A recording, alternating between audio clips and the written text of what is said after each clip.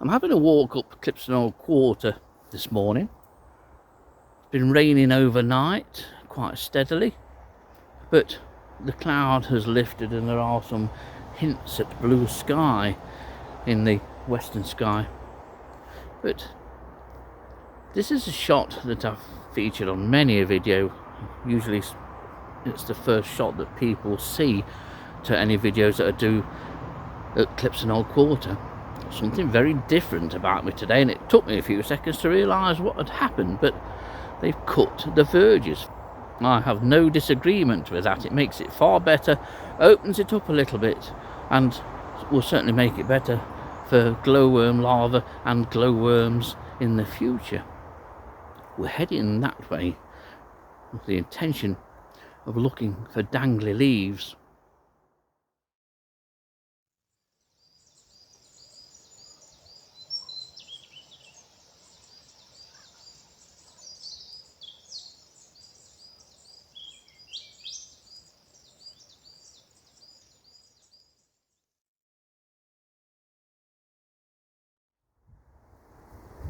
I'm actually very pleased to see that all the rank vegetation at the path sides here has been cut, and cut for the first time ever. More pleasing is the fact that the sallows have been left. There's a nice sallow just down there, just behind me. But I've come here today to look for dangly leaves or any signs of purple emperors. I think I'm still a little bit too early, because sallows are always very late and reluctant to lose the leaves. A few are going yellow. Some examples of the goat sallows here may well be more yellow and lacking leaves than others. But certainly these younger, more vigorous goat sallows here are still pretty much green. I may not find any dangly leaves or purple emperors on this visit. Only one way to find out.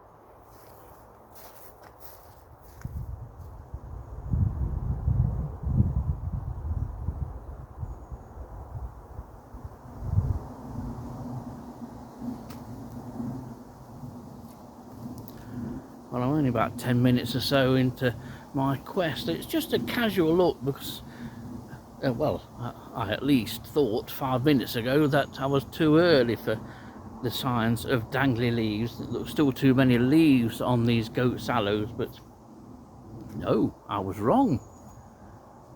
I have found said dangly leaf quite well tucked in, actually, not immediately obvious. And we have a purple emperor caterpillar in very close proximity and perfectly camouflaged for the situation that it's in.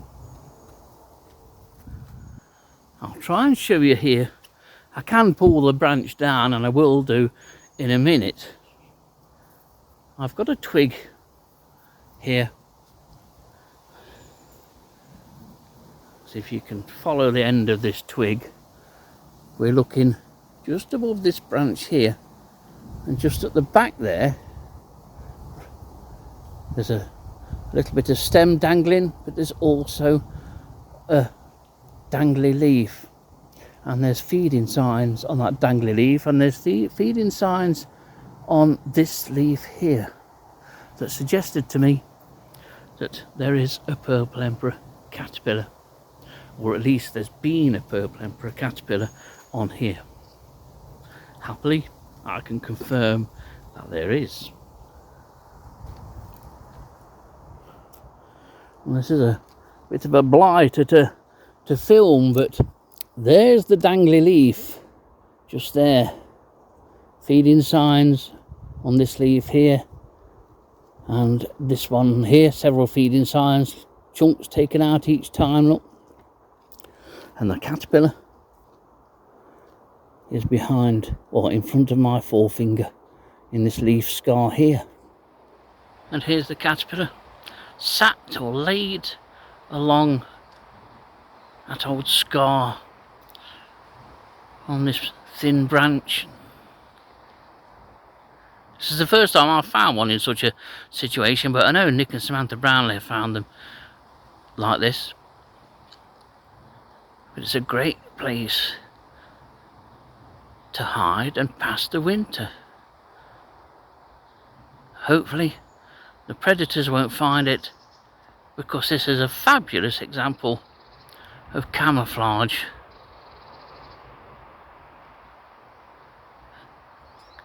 Marvellous. I'm pleased I've found one. In fact, I'm ecstatic that I found one. It's been quite lucky, that caterpillar. It's over 10 feet off the ground, which means that the machinery that's been used to do this has missed it. It is much better for it being cleared, but it's always still a worry that purple emperors that are low and to the ground and that I've failed to find earlier in the year and rescue and just take home to help them through. That's what worries me, but seems to be all right. I'm very pleased with how the work has been done here. There is another dangly leaf here, but it's what I term a false dangly.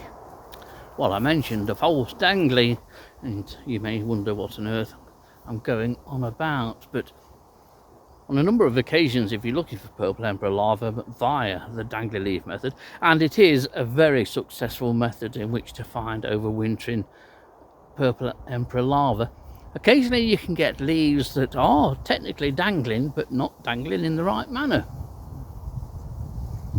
And here's a perfect example. You can see how it's this leaf here that is dangling. It's dangling very much in the manner as if a purple emperor larva had been on here, but there's two clues as to what makes this a false dangly. The fact that none of this leaf has been eaten. There's no sort of triangular end or diamond shaped end to this leaf where the caterpillar has rested. And where the leaf is joined, it's joined by the petiole itself. Dangly leaves as a result of purple emperor feeding and movement and silking over.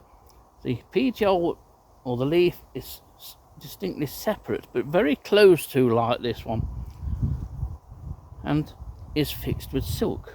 There is no silk on this leaf. So this is a false dangly.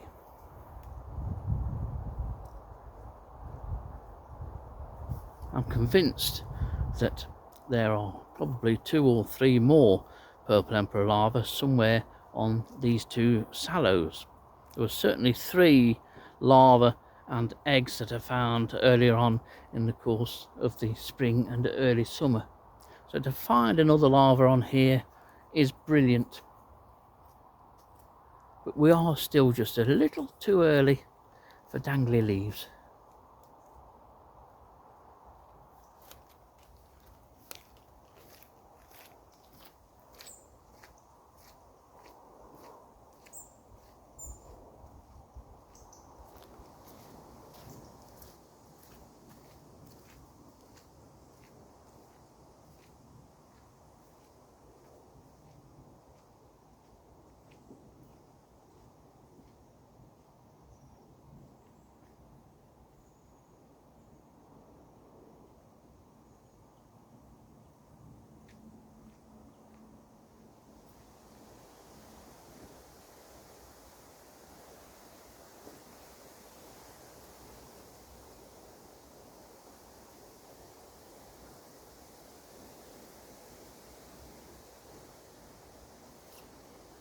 Not a bad backdrop, is it?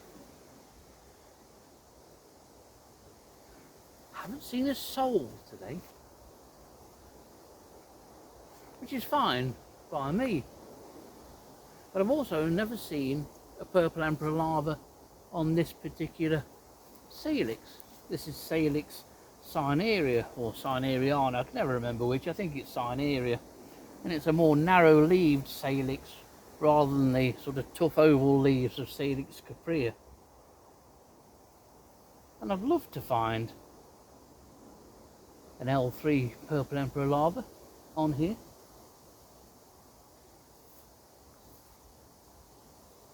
To overwinter, the buds aren't big enough on cinerea, so they're going to overwinter in the joints.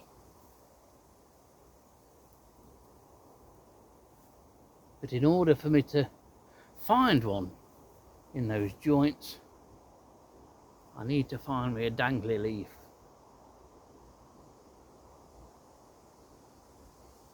And although Sarneria tends to go more yellow and drop its leaves before Salix caprea does, I'm still looking for an L3 purple emperor larva on Salix Sarneria.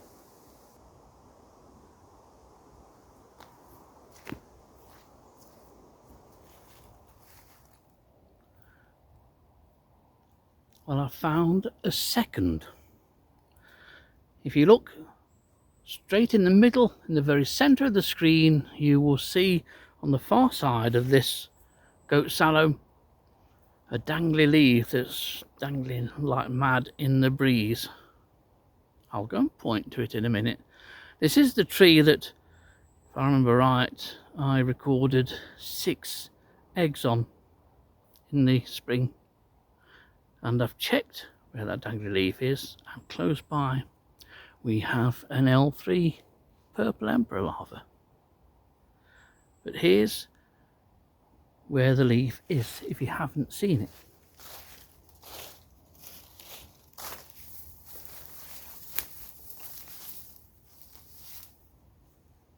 Here.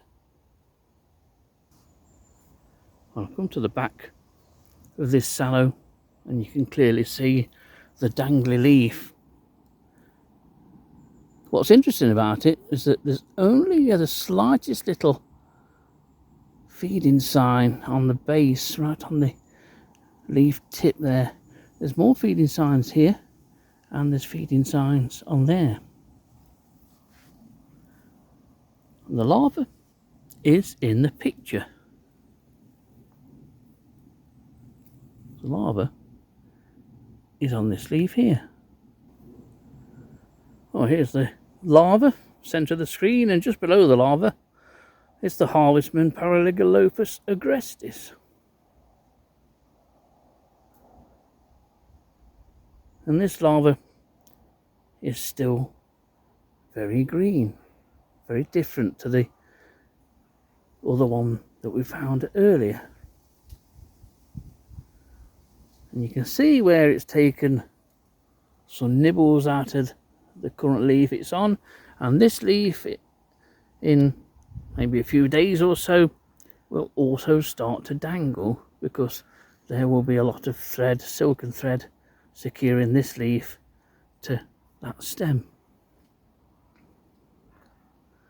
But a nice, quite large 3rd instar purple emperor larva on a tree which has now produced 7, if my counting is correct. Well, I'm very pleased with these finds today. See if I can hold it a little bit steadier, but it is breezy. But this is a decent sized L3.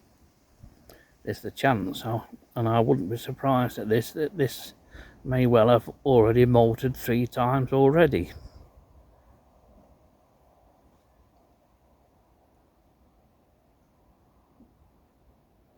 But it will leave this leaf pretty soon.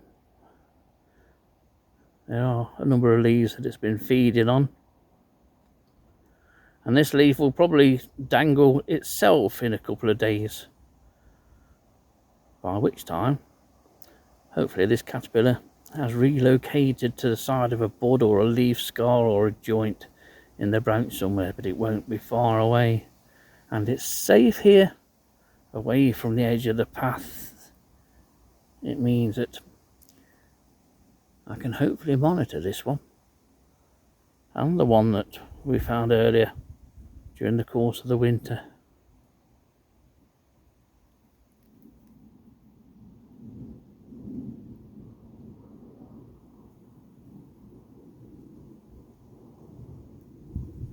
Quite often entomology, or aspects of entomology, can leave you looking rather strange in the eyes of the general public. But usually, once their inquisitive nature takes over and they walk past but then come back because they just can't resist and can't go past without asking. The other day when I was photographing and filming Tapinoma ants in the car park at Worksop, I was sort of crouched down in the middle of the car park and someone did come up and ask if I was all right. They thought I'd had a funny medical turn, no more than normal. I'm surprised to know how often people do ask, and then when they do ask they either just go away and wish they'd never asked, or they're quite interested. And certainly with purple emperors over the years we've been able to show people purple emperor larvae, and they're always quite impressed. Once they've plucked up the courage to ask you what you're gawping at, stood there looking up at a tree.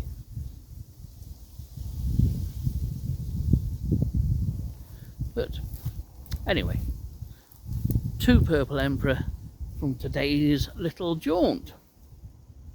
This tree's perfect at the moment for looking for dangly leaves, and it is a great way. It's a really good way. You get the right dangly leaf and you can reach that dangly leaf, then your hands are within probably 1 or 2 feet of a purple emperor larva.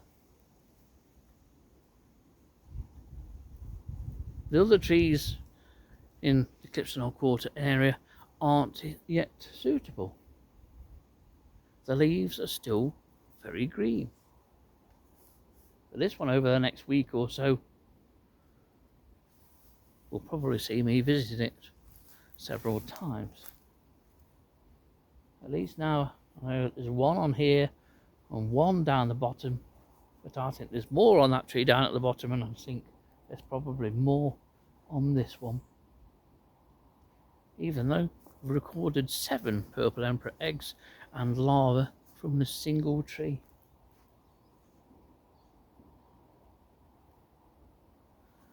That's a profitable day. I'm very pleased with today's little jaunt around the forest. Lovely.